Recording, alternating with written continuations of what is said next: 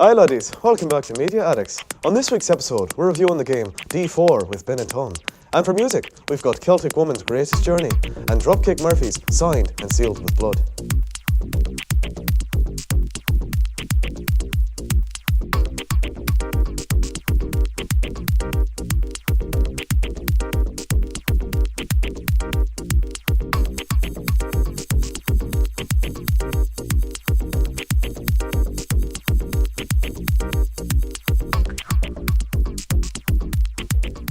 Hi, I'm Dylan Lowry. And I'm Hannah. Welcome to Media Addicts. Today on Media Addicts, we will be reviewing The Greatest Journey by the Celtic Woman and Dropkick Murphys Signed and Sealed in Blood. Celtic Woman is an all-female musical ensemble. Their album, The Greatest Journey, is made up of their greatest songs, as the name tells. I'd have to say my favorite song on this is The Voice. Lisa Kelly's voice is absolutely beautiful, I think.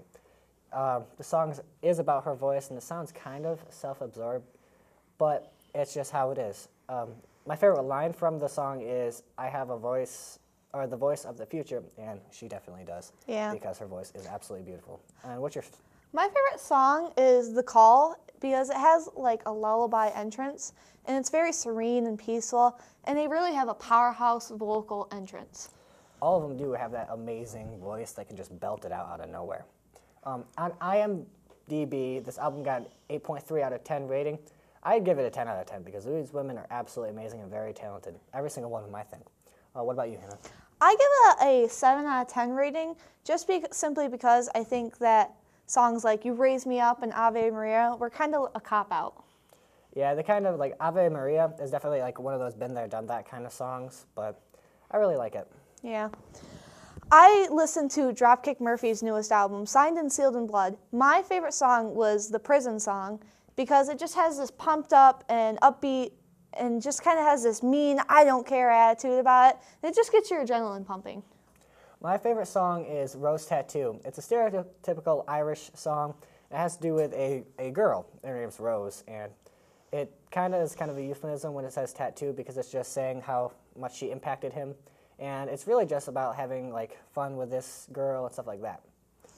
Metacritic gave it a 7 out of 10, but I kind of give it a 9 out of 10 just because it's just so fun and upbeat, and I would listen to it. I don't really agree with them either. It definitely was a better album of theirs. I'd give it a 9 out of 10, I think. It really didn't like stand out, but it was one of their better albums. Yeah. All right, I'm Dylan Lowry. I'm Hannah. This has been Media Addicts. We're out.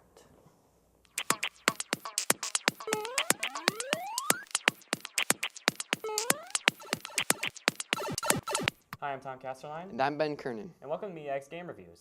Today in the Media Ask Game Review, we're going to be reviewing D4 for the Xbox One. D4 is a game where you play as a man named David Young who is trying to solve the murder of his wife, Peggy Young. The only clue he has is that his wife said, "Look for D" right before she died. And he witnessed what happened, but he was shot in the head, so he doesn't remember any of it. And like most gunshots to the head, it gives you the ability to go back in time. We at Media Addicts do not condone shooting people in the head. Yeah. It usually kills people. Usually kills It's kind of a point-and-click adventure game. It actually features gameplay. You can either play with a controller or with Kinect. The Kinect choice was actually so that you could kind of connect with the character. Sort of immerse yourself more into the game as if you were David Young doing what he was doing. He said that the creator says that the actions that you do is supposed to like kind of immerse you in a sense of like feeling emotion of the character and reminding you of things that you do.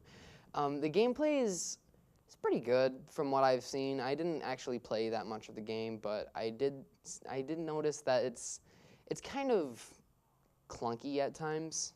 Yeah, the game is more or less a point-and-click adventure, like you said. Using the controller is usually what I do when it comes to choosing between motion controls or a controller, and it worked quite fine, really. Yeah. There wasn't really many. The QuickTime events were the only time you really were having to react fast, where other times it was just point at what you want to do and select an option of what to say, you know.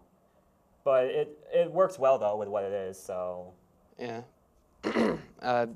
From what I did play though, it is somewhat fast paced and it's it's pretty interesting, the different things that you can do. Yeah, the quick time events are fast paced, definitely. Yeah. Most of them are. There's only 2 full episodes and 1 prologue, and in all those, there's I think 3 or 4 different fast paced quick time events. Once or twice per segment of the episodes, which the episodes takes place in 2 different areas: David's house and an airplane, which he goes back in time because that's the only place where somebody who might know who Dee is will be at. So it works really well, though. At least I think it does.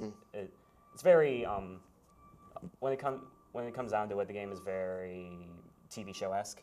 Yeah. Because it's placed in episodes. Yeah. Which I like. I like it when games try to be TV show kind of. Speaking of which, the graphics and sound and acting, all of it, I really think it fits the game very well. I think the graphics are a little bit more Xbox 360-ish Yeah. slash Wii.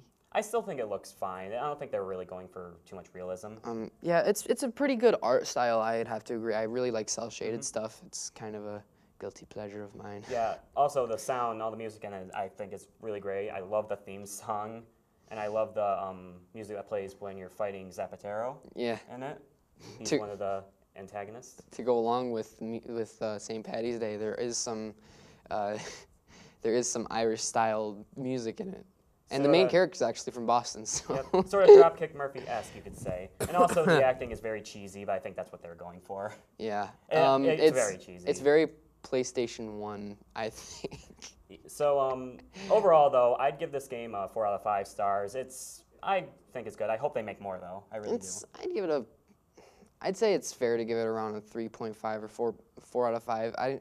It's episodic, so you never know. Like it could advance a bit more as the episodes go on. Well, hopefully more people buy it, because if they don't, there might not be any more. And I really want to find out why it happened, why his wife got killed and all that. But guess we'll just have to wait and see what happens. So this has been Media Addicts Game Reviews. I'm Tom Casterline. And I'm Ben Kernan. Thanks for watching.